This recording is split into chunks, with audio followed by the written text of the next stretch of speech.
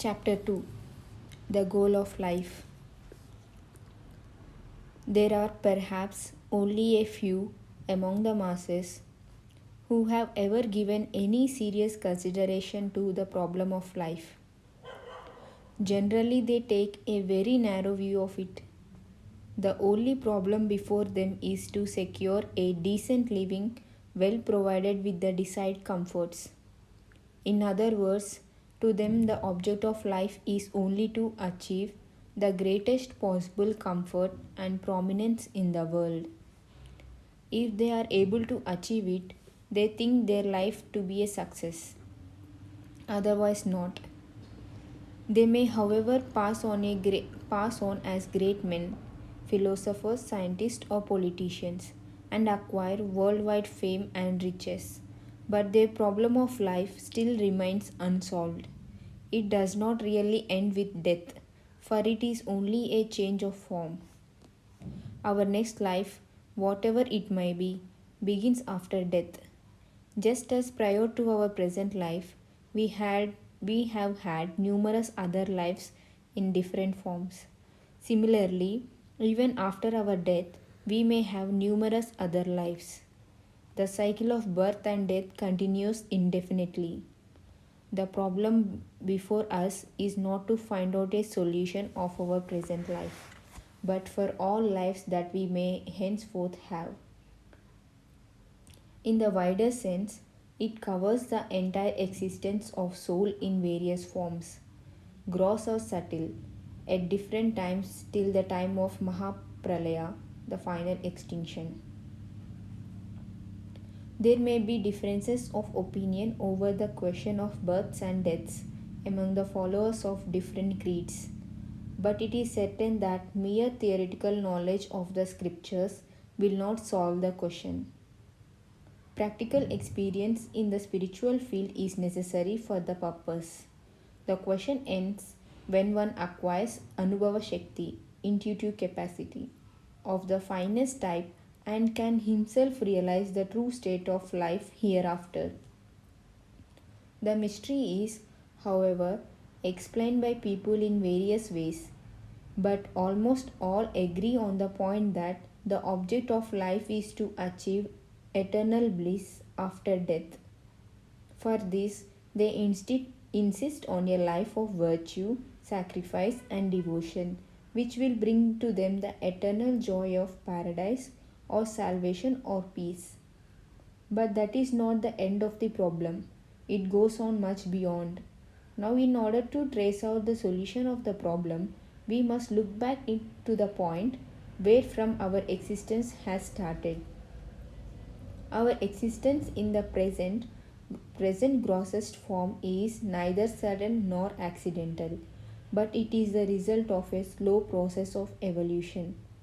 The existence of the soul can be traced out as far back as to the time of creation, when the soul existed in its naked form as a separate entity. From that primary state of existence of the soul in its most subtle form, we marched on to the grosser and grosser forms of existence. This may be expressed as coverings round the soul. The earliest coverings were of the finest nature, and with them we existed in our homeland, the realm of God. The additions of more and more coverings of ego continued, and subsequently manas, psyche, chit, consciousness, buddhi, intellect, and ahankara, ego, in cruder forms began to contribute to our grossness. In due course, samskaras, impressions, began to be formed, which brought about their resultant effects. Virtue and vice made their appearances. Slowly, our existence assumed the densest form. The effect of samskaras is the commencement of feelings of comforts, miseries, joys, and sorrows.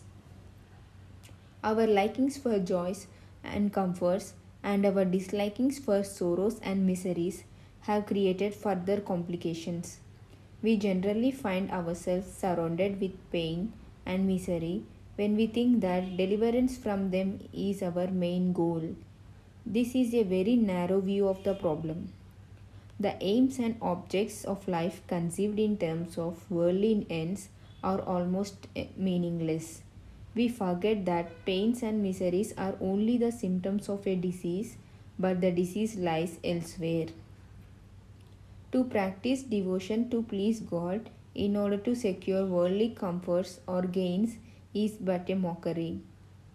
The problem before us is not mere deliverance from pain and misery, but freedom from bondage, which is the ultimate cause of pain and misery. Freedom from bondage is liberation. It is different from salvation, which is not the end of the process of rebirth. Salvation is only a temporary pause in the rotation. It is the suspension of the process of birth and death only for a certain fixed period, after which we again assume the material form. The endless circle of rebirth ends only when we have secured liberation. It is the end of our pains and miseries. Anything short of liberation cannot be taken as the goal of life, although there remains still a lot beyond it. We find but a few persons who have even liberation as the final goal of their life, which represents the lowest rung in the spiritual flight. The problem of life remains totally unsolved if we are below this level. There are persons who may say that they do not want mukti or liberation. They only want to come again and again into this world and practice bhakti, that is devotion. Their goal of life is undetermined and indefinite. Bhakti and nothing beyond, as they say, is their goal. Really, they are attracted by the charming effect of the condition of a bhakta, that is, devotee, and like to remain entangled in it forever. They do it only to please themselves. Freedom from eternal bondage is not possible so long as we are within entanglements. The natural yearning of the soul is to be free from bondage. If there is one who does not like to free himself from the entanglements, there is no solution for him. Bhakti is the means of achieving the goal and not the goal itself. The fact, as I have stated above, is that they are allured by the charming effect of the primary condition and do not want to get away from it at any time.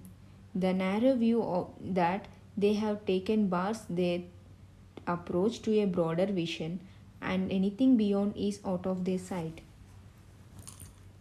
Another fallacious argument advanced in support of the above view is that devotion, if practiced with any particular object in view, is far from being nishkama, desirelessness. The theory of nishkama upasana, desireless devotion, as laid down in Gita, emphasizes upon to practice devotion without keeping in view any specific purpose. It really means that we should practice devotion without our eyes being fixed upon any worldly object or without caring for the satisfaction of our desires. It does not stop us from fixing our mind upon the goal of life, which is absolutely essential for those on the march. The goal of life means nothing but the point we have finally to arrive at. It is, in other words, the reminiscence of our homeland or the primeval state of our present solid existence which we have finally to return to. It is only the idea of destination which we keep alive in our minds, and for that we practice devotion only as duty.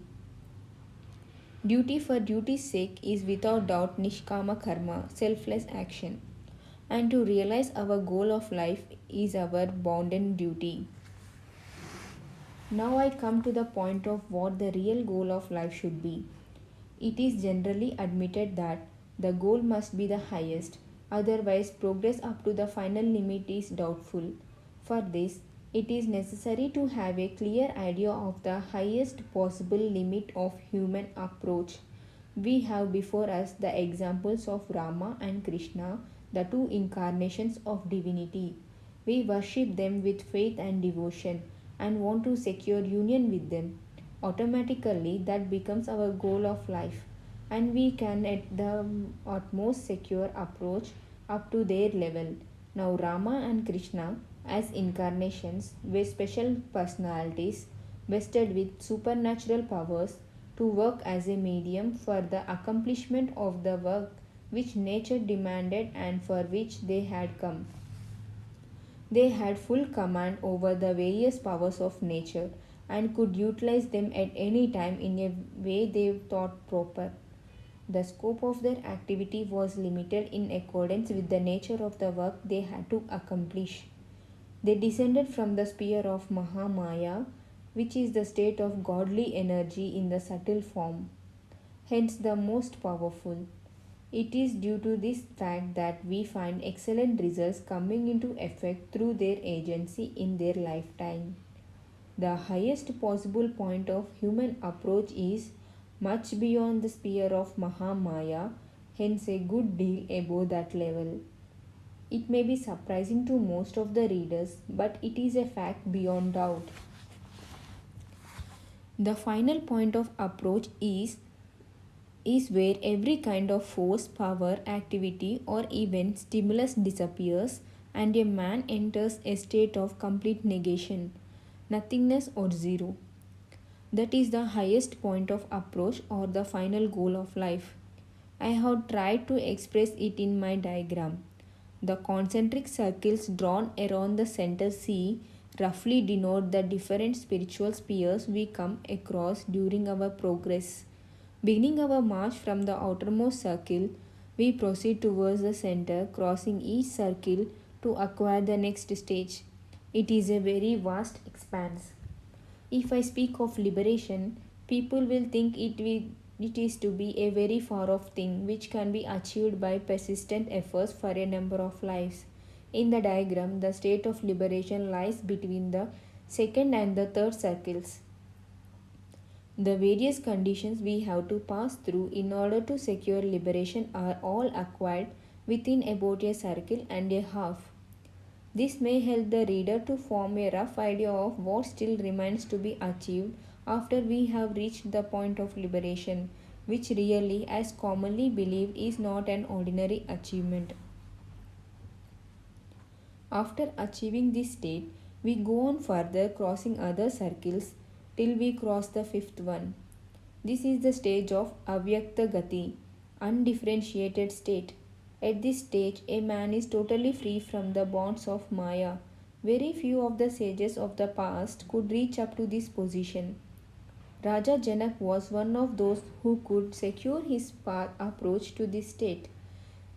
His achievements were considered to be so great that even the prominent rishis, sages of the time, used to send their sons and disciples to him for training.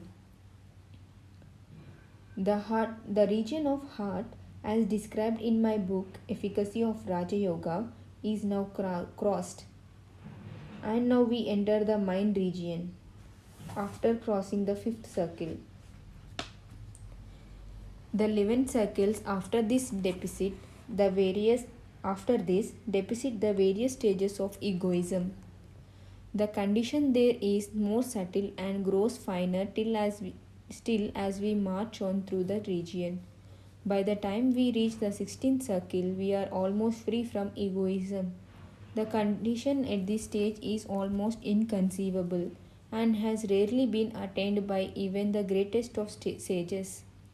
As far as my vision goes, I find among the ancient sages none except Kabir who could have secured his approach up to this stage, that is 16th circle. What remains when we have crossed this circle is mere identity, which is still in a gross form. We now enter the central region. There too you will find 7 rings of something. I may call it light for the sake of expression, which we cross during our march onwards. The form of dense identity, as I have called it, grows finer and subtler to the last possible limit.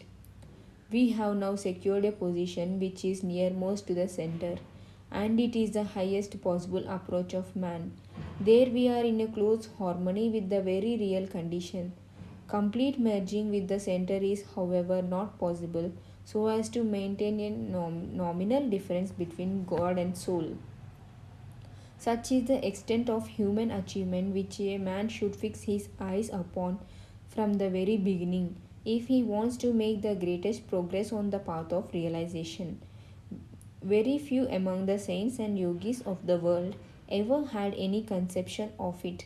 Their farthest approach in most cases had been up to the second or the third circle at the utmost, and it is unfortunate that even at this preliminary stage they sometimes considered their achievements to be very great. I have given all this only to enable people to judge those so called great doctors of divinity who are said to have attained perfection and are generally accepted as such by ignorant masses who judge their worth only by their outward form of elegance.